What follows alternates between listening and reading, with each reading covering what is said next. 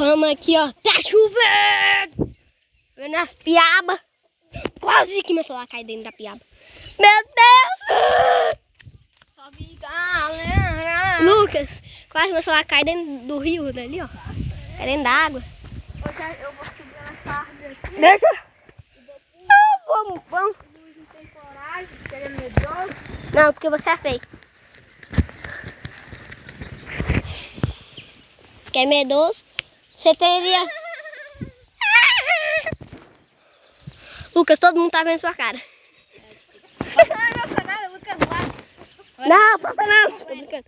Pode passar, nós... É o Nito. Cala a boca! Olha o cachorro ali, ó, o cachorro, ó.